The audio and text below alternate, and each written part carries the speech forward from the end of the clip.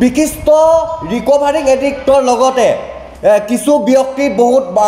ভাল ভাল অৱদানো আছে যেনেকৈ মই ইয়াত দুজনমান মই বিশিষ্ট ব্যক্তিৰ নাম ল'ব বিচাৰিছোঁ যেনেকৈ মই পোনপ্ৰথমে তেখেতৰ নাম ল'ব বিচাৰিছোঁ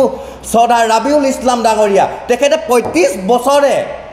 35 বছৰে এই ক্ষেত্ৰখনত কাম কৰি আহিছে আৰু তেখেতৰ লগতে অনুপম ৰহিত ডাঙৰীয়া ৰূপম গগৈ ডাঙৰীয়া তেখেতলোকেও কিন্তু এই ক্ষেত্ৰখনত বিভিন্ন ধৰণে কিন্তু অৱদান বা অৰিহণা তেখেতলোকৰো আছে কিন্তু একাংশ নিচামুক্তি কেন্দ্ৰই অভিজ্ঞ কিছু নিচামুক্তি কেন্দ্ৰ স্বত্বাধিকাৰীয়ে যি কৰ্মৰাজিৰ লগতে মই মতালিৰা চলাই আহিছে তেওঁলোকক বিশিষ্ট ব্যক্তিসকলো কৰ্মৰাজিক কিন্তু কালিমা সানিছে আমি পোনপটীয়াভাৱে তেখেতলোকক আমি সকীয়াই দিব বিচাৰিছোঁ যি একাংশ যি নিচামুক্তি কেন্দ্ৰ স্বত্বাধিকাৰী আছে পোনপটীয়াভাৱে আমি তেখেতলোকক আমি সকীয়াই দিব বিচাৰিছোঁ যি চৰ্দাৰ ৰাবিউল ইছলামকে আদি কৰি চৰ্দাৰ ৰূপম গগৈ ডাঙৰীয়াকে আদি কৰি বিভিন্ন বিশিষ্ট ব্যক্তিসকলে যি অৱদান আগবঢ়াইছে কিন্তু তেওঁলোকৰ কৰ্মৰাজি যদিহে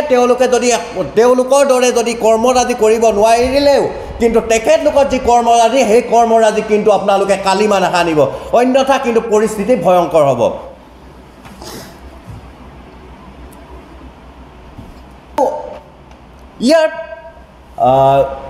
ইয়াৰ লগতে আৰু এটা টপিক আৰু এটা বিষয়বস্তু সাঙুৰ খাই আছে এইটো হৈছে HIV যোৱা ফেব্ৰুৱাৰী মাহৰ 5 তাৰিখে HIV তিনিচুকীয়া জিলাত আশা ভৱনত তিনিচুকীয়া স্থিত আশা ভৱনত এখন এৱাৰনেছ সভাত গৈ পেলাই আমি বিভিন্ন ধৰণৰ আমি অভিযোগ মৌখিকভাৱে দিয়াৰ লগতে আমি পত্ৰযোগেও head of the department HIV head of the ডিপাৰ্টমেণ্টক আমি কিন্তু লিখিতভাৱে অৱগত কৰিছিলোঁ অৱগত কৰাৰ পিছতো আৰু এটা কথা যে 2022-23 বৰ্ষতে স্বাস্থ্য বিভাগে এটা তথ্য সদৰি কৰিছিলে যে তেখেতলোকে তিনিচুকীয়া জিলাত 15টা হটস্পট এৰিয়া চিনাক্তকৰণ কৰিছিলে কিন্তু হাস্যৰসৰ কথা যে এই 15টা চিনাক্তকৰণ কৰিয়ে তেওঁলোকে দায়িত্ব সামৰি থৈ দিছে আচলতে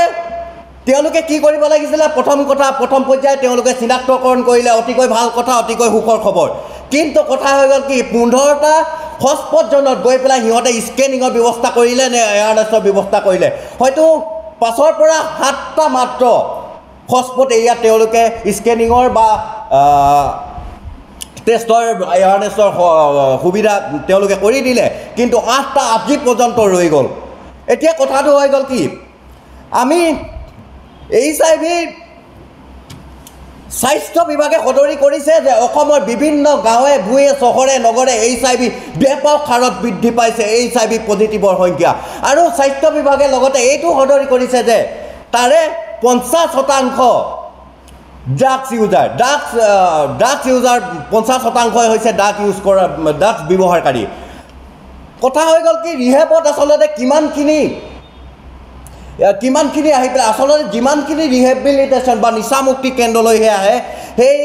মাত্ৰ কেৱল সেইকেইজনৰহে টেষ্ট হয় বাহিৰত যিমানখিনি আছে কিন্তু তেওঁলোকৰ টেষ্টৰ বা এৱাৰনেছৰ সুবিধা কিয় নহয় যেতিয়ালৈকে এৱাৰনেছ নকৰিব তেতিয়ালৈকে কোনো ব্যক্তিয়ে HIV টেষ্ট কৰিবলৈ বা স্কেনিং কৰিবলৈ কেতিয়াও ওলাই নাহিব কিয়নো আগতেও আমি আচলতে গাঁৱৰ ভূঞে এতিয়াও জানিবলৈ বাকী আছে HIV নো কি AIDS নো কি তেওঁলোকে আচলতে চৰকাৰীভাৱে বা যিসকল দায়িত্ববাহী বিষয়াসকলে যি ধৰণে পদক্ষেপ বা কৰ্মৰাজি চলাব লাগে কিন্তু তেনেকুৱা কৰ্মৰাজি চলোৱা নাই কথাখিনি আচলতে যেতিয়া আমি লিখিতভাৱে অৱগত কৰাৰ পিছতো যে আজি পৰ্যন্ত কিয় কাৰ্যকৰী নহ'ল সকলোতকৈ ডাঙৰ প্ৰশ্ন আৰু এনেকুৱা যদিহে অনিয়ম যদি উক্ত স্বাস্থ্য বিভাগটোতে যদি এনেকুৱা যদি অনিয়ম যদি হৈ থাকিবলৈ হয় অনাগত দিনত অসমৰ লগতে সমগ্ৰ মানৱ সমাজৰ কাৰণে যে ভাবুকি কঢ়িয়াই আনিছে সেইটো নিশ্চিত হৈ পৰিছে আৰু চৰকাৰৰ এই ক্ষেত্ৰত HIV ক্ষেত্ৰখনতো ভূমিকা চৰকাৰে কেৱল তেওঁলোকৰ ৰাজনৈতিক লাভালাভৰ কাৰণে কি কৰিলে যোৱা 7 মাৰ্চলৈকে যি কেম্পিং হৈ আছিলে HIV স্কেনিঙত যি তিনিচুকীয়া জিলাত কেম্পিং হৈ আছিলে এই কেম্পিংসমূহ তেওঁলোকে ৰাজনৈতিক লাভালাভৰ কাৰণে কিন্তু স্থগিত ৰাখিলে আজি পৰ্যন্তলৈকে তেওঁলোকে পুনৰবাৰ আৰম্ভ কৰিবলৈ সক্ষম নহ'ল আচলতে ইয়াৰ আচলতে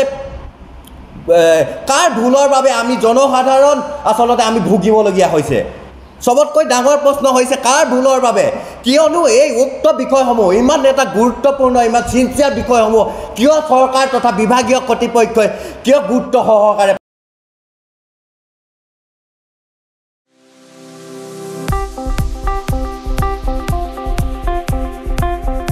আপোনাৰ ঘৰখন আৰু অফিচ চালে চকুৰুৱাকৈ সজাওক